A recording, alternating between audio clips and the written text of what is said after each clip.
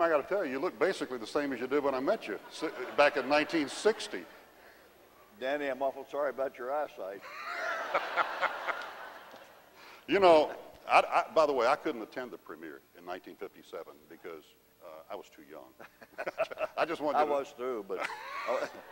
Tell me about the buzz back then, because this was a big important deal for Augusta, and I know it got a lot of publicity that we were going to have this world premiere here. It really did. It was a very exciting event, and they, I think probably through Fort Gordon, they acquired 2 huge searchlights.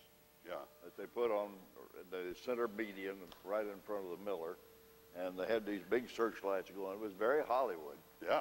And the people were appropriately dressed, just like tonight, and all of the medical community was there. They'd had a big dinner at the Bon Air Hotel to precede it, yeah. And then down here to the Miller, and it was beautifully staged, and it was a fun thing to be a part of. I'm sure. Who approached you? When they came to you, and how did that happen? The chairman of the whole program was Jay West. Yeah. Who at that time was, I think, president of Southeastern Newspapers and assistant to William Morris.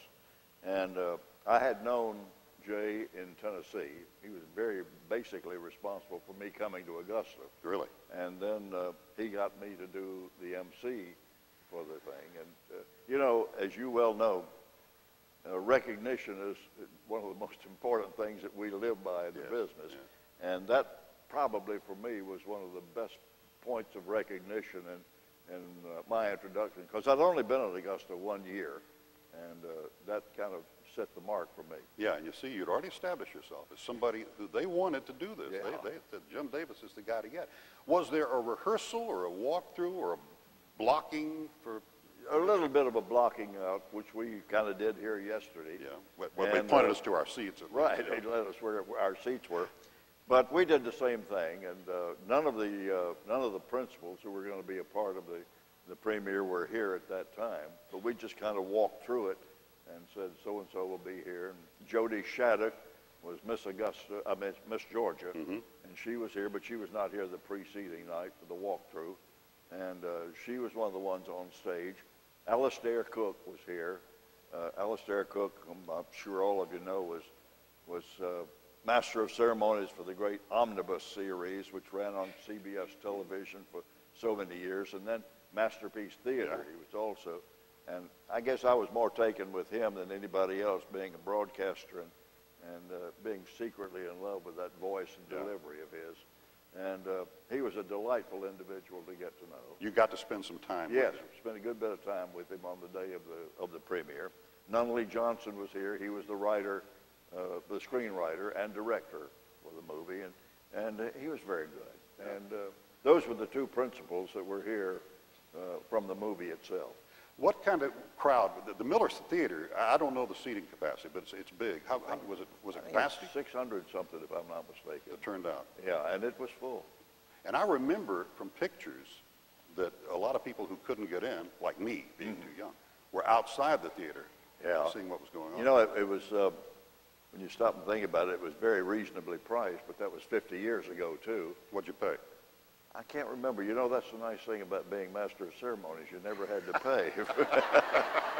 That's why I took so many offers to do those things. And but they had a nice souvenir ticket. Yeah. And I think it's on display in the lounge out there now.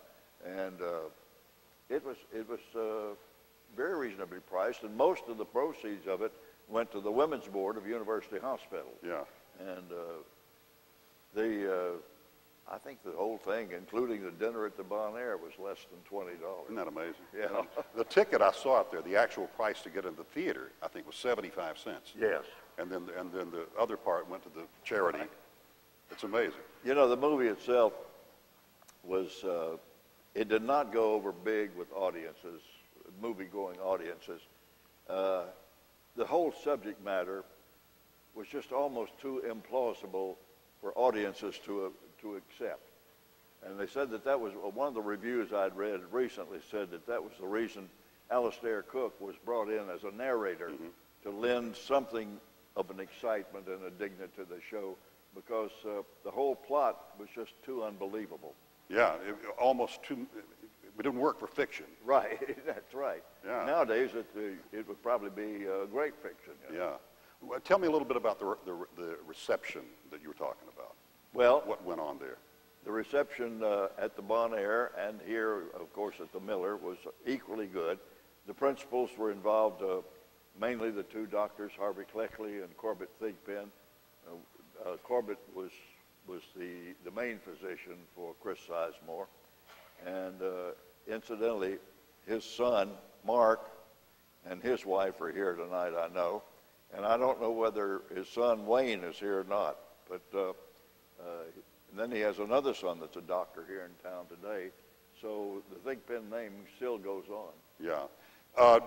You know, you and I both met Chris Sizemore, Eve, yes. Last night, and she didn't see this movie.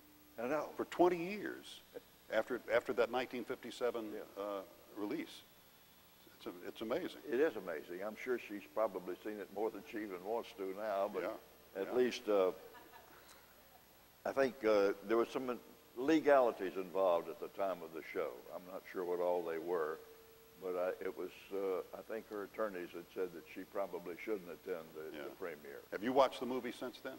I've seen it one or two times, I think. Yeah.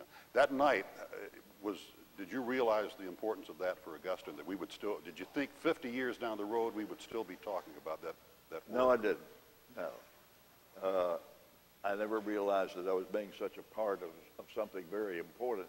And, you know, while we all enjoyed Joanne Woodward's presentation, I don't think too many people were involved with the idea that she might be an Academy Award presentation from that performance. And she did win the Academy Award for that. Yes, as Best Actress of the Year. Wow. And that year, 1957, the movies involved, the movie that won the Academy Award that year was Bridge on the River Kwai.